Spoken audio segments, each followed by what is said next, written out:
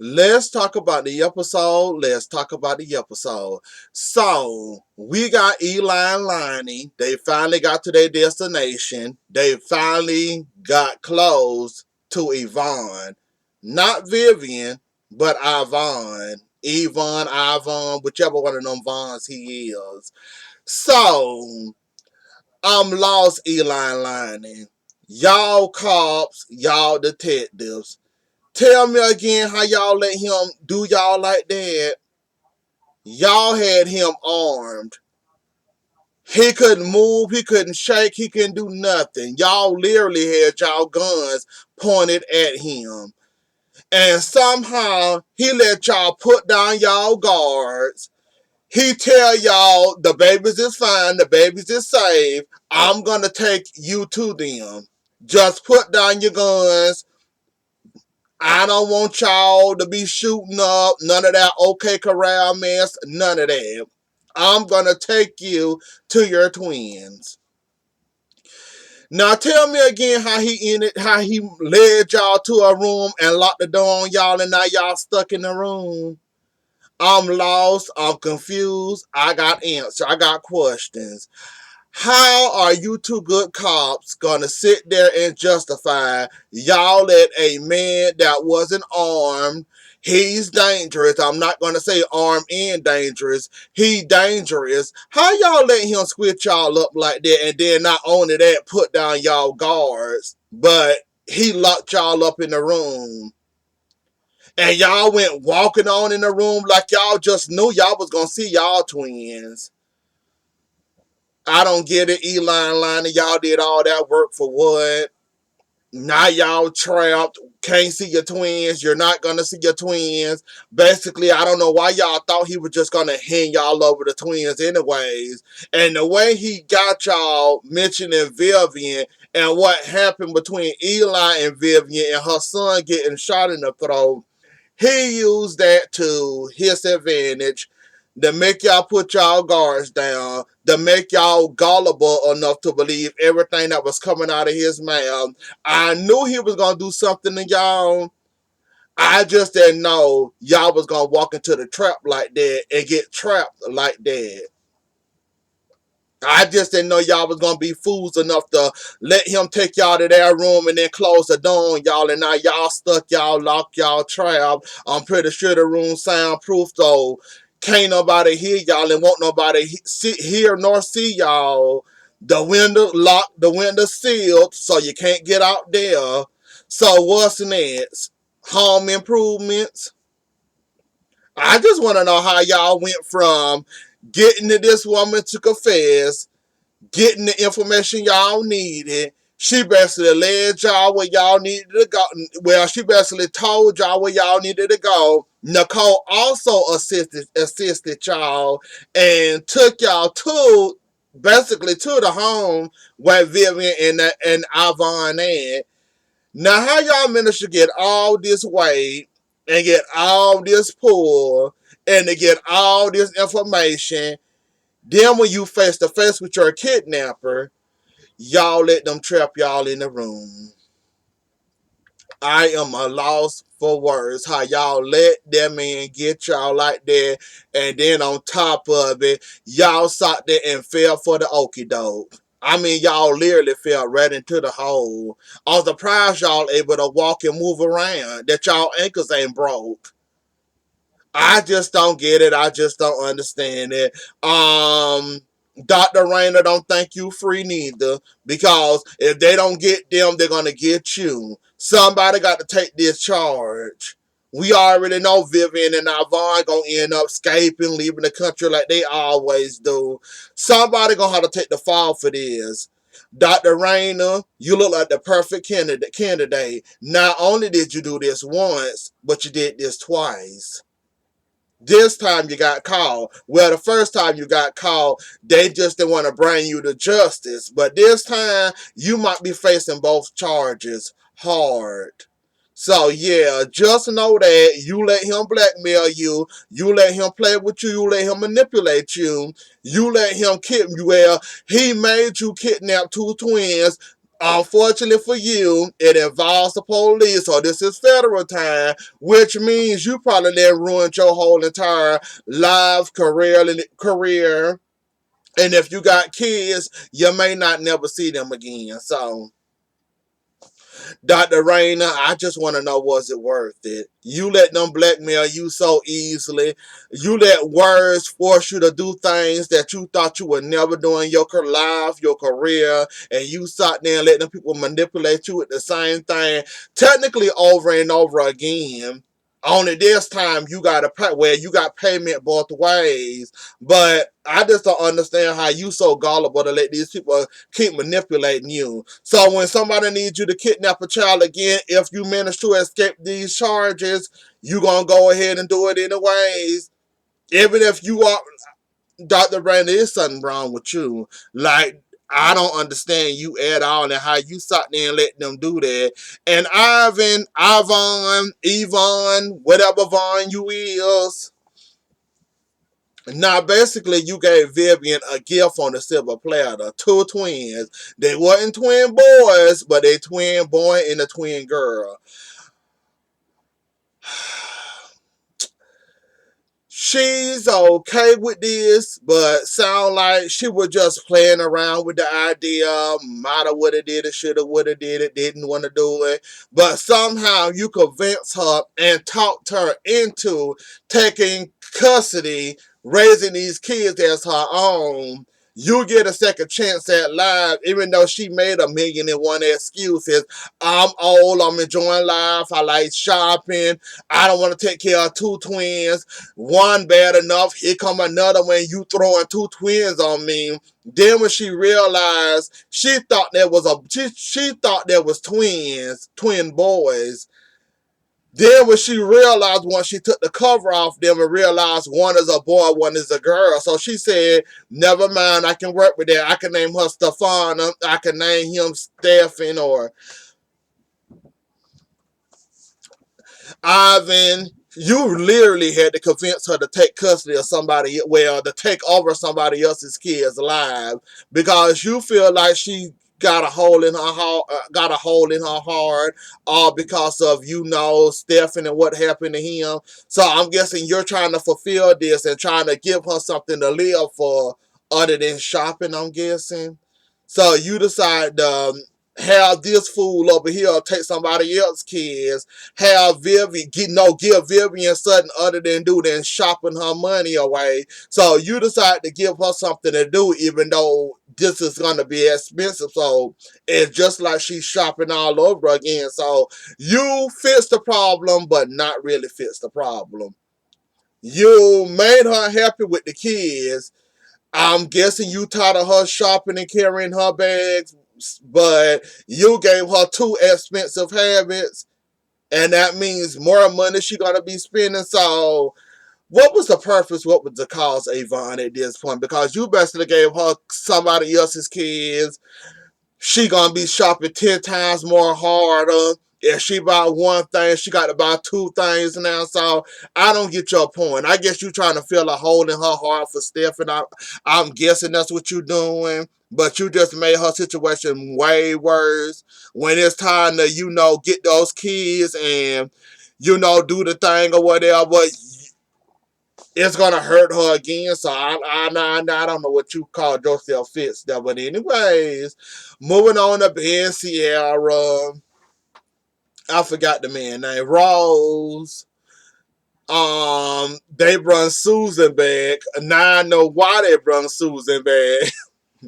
Basically, she's gonna be manipulated, and Kristen gonna end up using Susan to watch, stalk, harm Chloe, because she believed Chloe was the reason Brady got shot, even though Brady tried to tell her.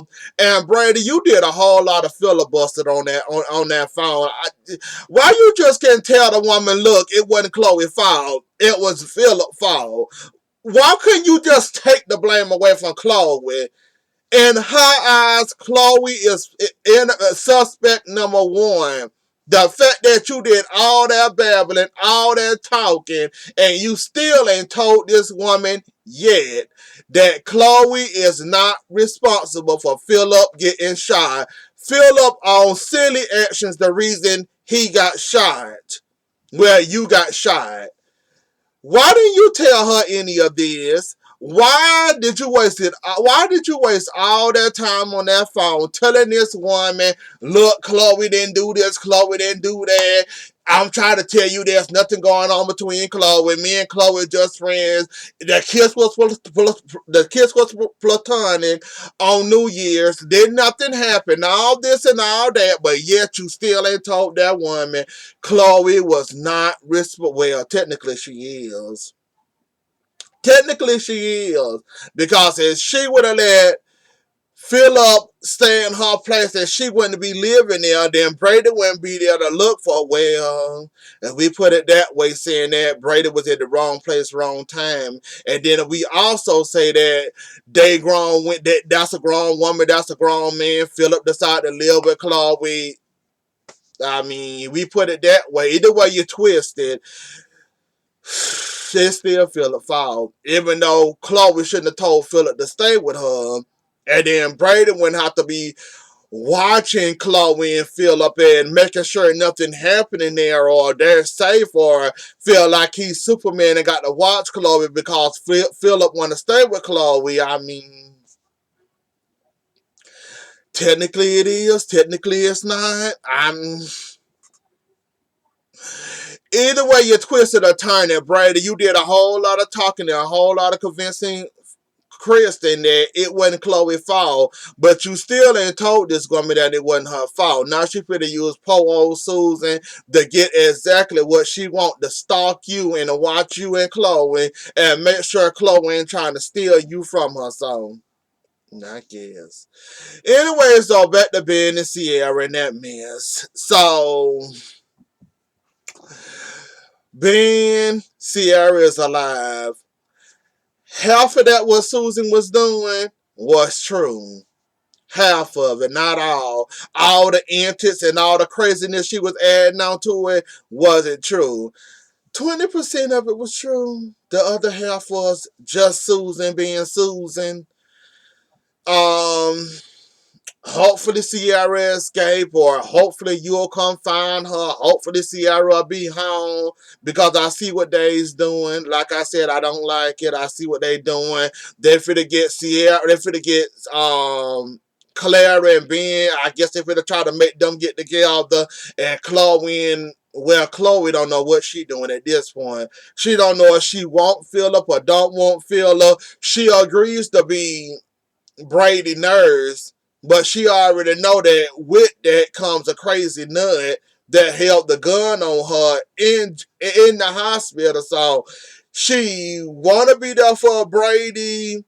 Not well, she act like she's scared of Kristen, but that defeats the purpose of still wanting to be there for him. And you know, there's a crazy person in jail that wouldn't have no problems at all eliminating you or getting rid of you, the problem, because she feel like you coming after her man. So you know, once Kristen lose her mind, you know it's on, and you know things can get worse for you, Chloe. Why you should have want to agree to be Brady's nurse? Like Brady can have nobody else as a nurse. You got to be his nurse. So whatever happens, happens to you, I guess, at this point.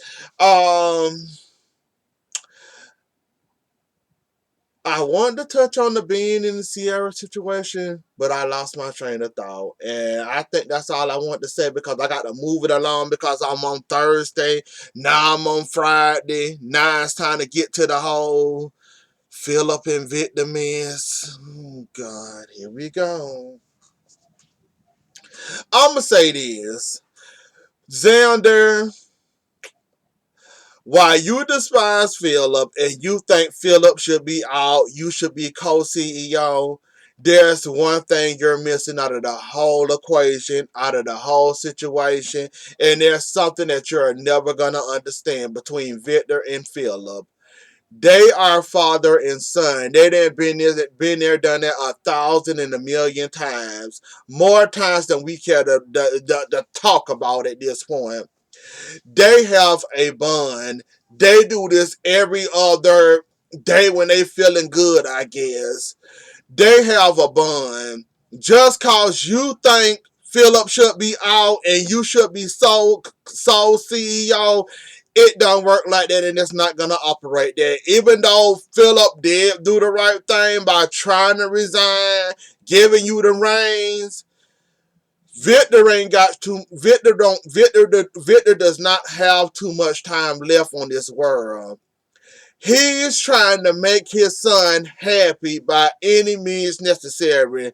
Victor knows his time is winding down. Like he told Philip, I don't know when I'm leaving this world, but I want to leave on good terms, knowing that I tried as a father and trying to be the best father I can be while I still got breath in my body. You would never understand that, Xander, because one, you're not a father. Two, Victor and Philip been disappointing each other for years upon years, ever since Philip was little. This disappointment still goes on into the childhood and to adulthood and to now. They have a bond. It's like this, son and father. You're not gonna break that bond by you sitting up there whining and crying and throwing a temper tantrum in front of two people. Don't nobody care how you feel. Don't nobody care how you think. Don't nobody care that you sit up there on the floor like a little toddler crying because mommy won't buy you no candy at the candy store because you think you deserve and earn this piece of candy. Yes, Philip. Yes, Philip. Yes, Victor is somewhat happy and proud of you, and he appreciates you. You would never have his love like Philip would have Victor love. You need to understand that and realize that. You can throw all the fits you want. You can sit there and act like the baby you are. You can sit there and cry for a bottle. You can sit there and cry for that candy bar every time your mama go through through the checkout lane, thinking that you're supposed to get this candy bar because you deserve this candy bar. I was a good little boy while you were shopping. You're never gonna understand Victor and Philip Bond. I wish you would get that through your head. But you kind of realize that today, once Victor told you, look, ain't nothing changed. Yes, Philip did this. Yes, Philip did that. Yes, I could have lost my company. Yes, he was dead behind wrong. Yes, I had to clean up my big grown behind son mess. That's my son. I love my son. Everybody makes mistakes. So I'm not understanding why you don't get that that's father and son, and you would never understand that bond, and you basically don't understand at this point that Philip is a spoiled brat, and Victor gonna always be there to pat him on the back. Don't matter what Philip do. So I don't know why you don't understand this by now. You've been witnessing this for years. I guess it's gonna take a nut across your head for you to understand. They got a bond. That's father and son. I would never compete or compare to that. I would never stand up to, as you say, Philip is the golden boy. That's what you want to run with, Philip the golden boy, which he technically is, because he the most spoiled brat out of all. Well, he ain't the spoilest, but he a spoiled brat. So I'm just gonna put that there. I guess you caught on and realized that you can't have sole CEO. Why? What about what I'm doing here? I don't need to be here. This is too much. I'm never gonna be, that son in your life like Philip is.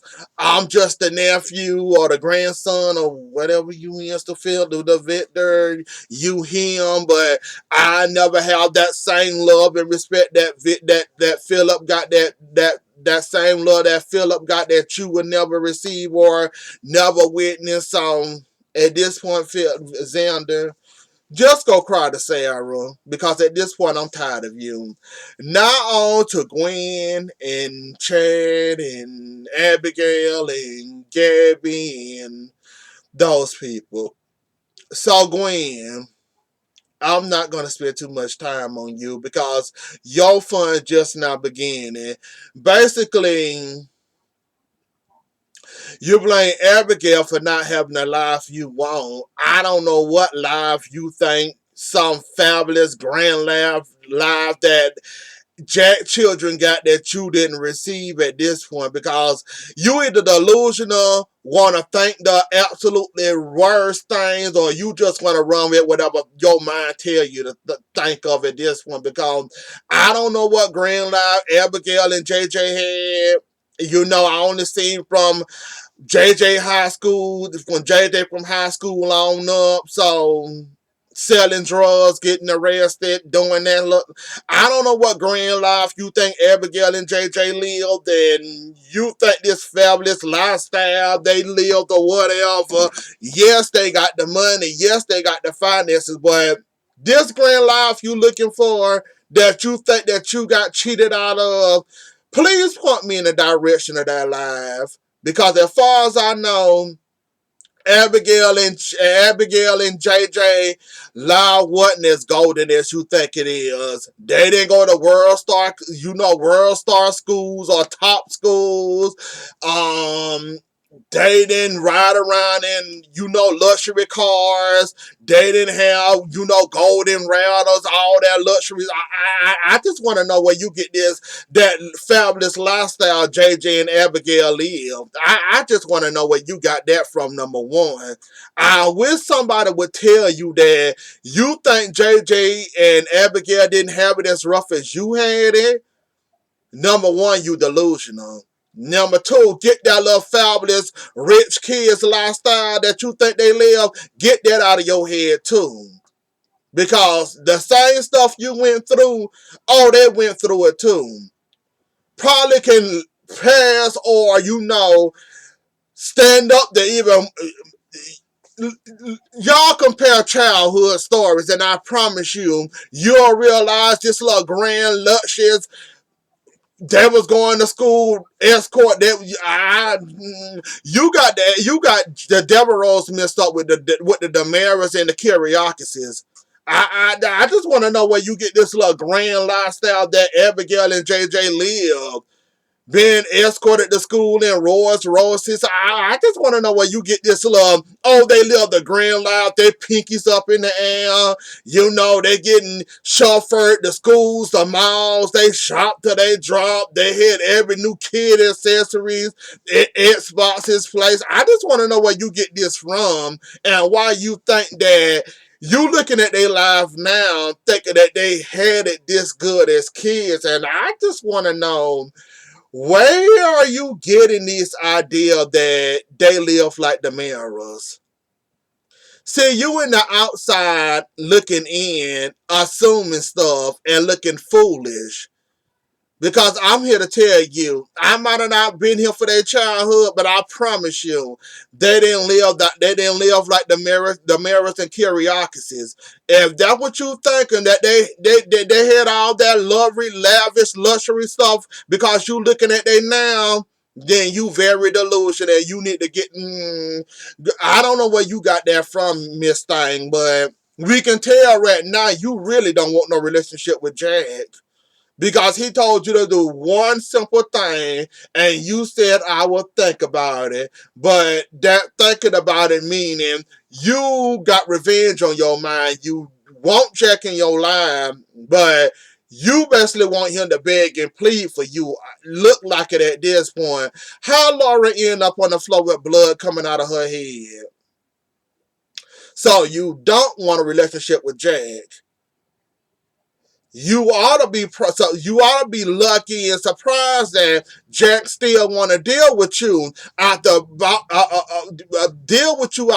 what you did to him and Jennifer, what you did to his daughter, drugging his daughter, and you ought to be lucky that this man even want to have a relationship with you and won't throw you to the side. You ought to be lucky. You can tell you want this man in your life, this so-called perfect father that you want in your life, but you seem to want trouble more than you want love and this big old family that surround you with love. It seems like you want trouble, danger, you want all of that. You don't really want Jack love, don't care for it. You want it, but you resist on going out the revenge. You got to pay somebody back because you wasn't as a child ride chauffeured around in a Rolls Royce. You missed that. You miss this lavish lifestyle growing up and that you think Abigail got it. And basically, you gonna make everybody pay for it, I guess. Gwen, at this point, good luck with you. Like I said, you ought to be lucky and glad that this man actually want to have a relationship with you. It could be so easy for him to tell you, get away from me and my family. We don't want nothing to do for you. Do with you. Close the door in your face. Shut down whatever relationship y'all can have. This man came to you with open arms, basically telling you, I missed out on your childhood. It wasn't my fault. It was Laura messy behind. And I'm willing to open up the arms to you now. And I'm willing to give you what's ever left of your life and our life. Let's make it better. Let's change that negative into a positive, and let's see where this relationship, as my dad, with me as your dad and you as my daughter, can go. And let's see how you can act. And you already done felt that already. So good luck to you, Gwen. We see you want trouble. Gabby, Gabby, while you sitting up there all happy and excited that you know you in, well, we ain't gonna say you in Titan because the paper haven't been finalized yet. And basically, you haven't signed the papers. This got to go through fill up, and you already know how Victor feel about Gabby. So while you around here telling people they got a job, but not really, and Gabby, while you running around here shooting off at Jake, oh, I went to Titan, and we gonna crush y'all. Okay, Gabby, you know Victor can't stand you, right? Do you not understand that? He don't like you. Just cause you will be a good fit for his company, don't mean you're gonna be the fit for his company. This got to go through Philip and Xander. Victor gonna be the final decision maker. If Victor says no, then what? I don't understand you at this point, Gabby. You done had your fun with the Demara, with Gabby Chic under their umbrella. You see how that worked out for you. Why don't you just take your company and run it yourself and stop connecting it to companies that you know gonna end up getting you the. You know what? Gabby, run your own company. It ain't got to be connected to no.